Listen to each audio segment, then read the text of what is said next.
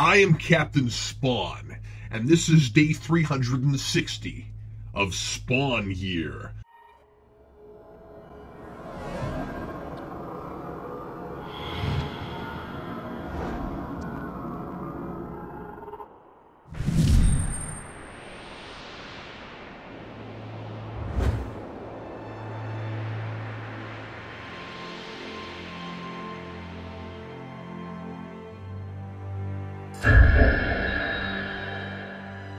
Less than a week to go, and the days are longer than they ever have been. I want to have the conviction and certainty to say there is no doubt that I will leave this place behind me when I finish that last review on day 365.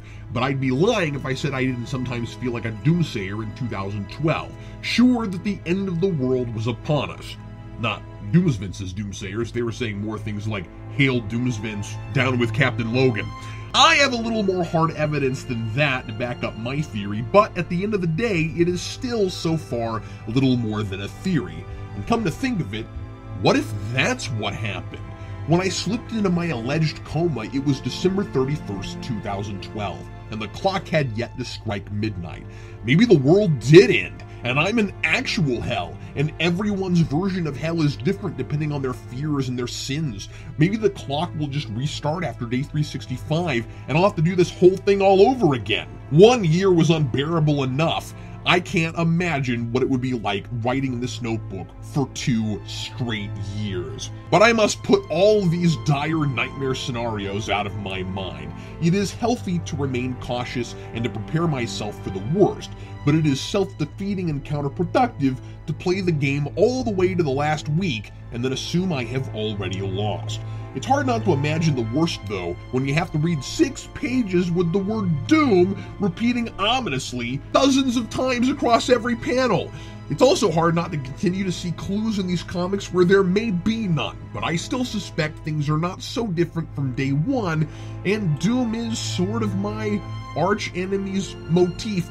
Anyway, in this issue, we discover that no one understands the concept of blackmail, as Jim uses his new foundation to try to strong-arm Blood into changing the parameters of their arrangement and to put himself in control. He demands that Blood pay for his new organization in exchange for Jim's cooperation, as all of Blood's tests have made it clear that Jim is too powerful to be controlled. After he spends a painfully long time explaining all of this, he says that the real deal is Blood does favors for Jim, and Jim will do favors for Blood. And surprisingly, Blood just goes along with it.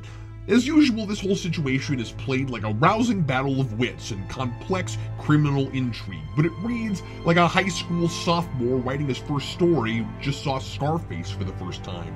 These characters aren't engaging in nuanced manipulation, and the situation isn't nearly as involved as it's made out to be.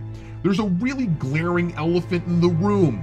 Blood knew Jim was super powerful from the get-go, and that's why he used pieces of Jim's past as leverage against him. Yes, Jim acknowledges that at the end of the scene when he thanks Blood for that photo of his presumed wife, as if mentioning it is enough to explain why it no longer matters to him. Why has anything changed? As far as Jim knows, Blood still has lots of information on him.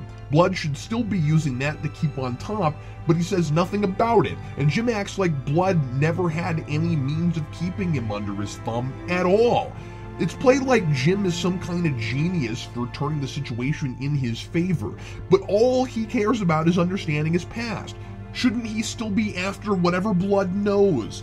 This started as a compromising position that might get him what he wants, but at great cost. Jim, forced to do awful things to uncover his past, could have been really interesting. Instead, he's just done awful things of his own accord while the narrative gropes around for some new status quo. There could have been some sort of character progression to get Jim to a place where he cares more about not being controlled than he cares about his past, and then this might make some sort of sense. And the 6 pages of Doom? Another totally superfluous flashback, this time of Spawn killing Blood's minions in a nightclub to drive home the message that he's really powerful. More than a fourth of this comic is devoted to playing out an event we're told about in a couple sentences, and which reveals nothing at all whatsoever beyond that. Maybe if we'd opened with it, it would have felt more worth seeing. Yeah, show don't tell, but only when there's something worth showing. And they're showing, and then they're stalling. But you say, it's Spawn. There's supposed to be action. Yeah, not these days. Except for when there is. Tell an action-driven story if that's the case, instead of putting what little meat there is in long-winded dialogue exchanges where people take 4 pages to convey an idea that should take half a page, especially when they're just mouthpieces for the writer to get the plot across. Meanwhile, Mark meets a mysterious informant who intercepts him before the shadowy agency's hitmen can get to him, and tells him that the photo he sent out is getting people killed, that Mark is next, and that it's all about the girl in the photo and not Jim at all. That could be intriguing, but it's likely to get really convoluted fast. The big reveal at the end is that this agent is Terry Fitzgerald. Of course it is. Jim bumped into his wife, now Mark's bumped into him.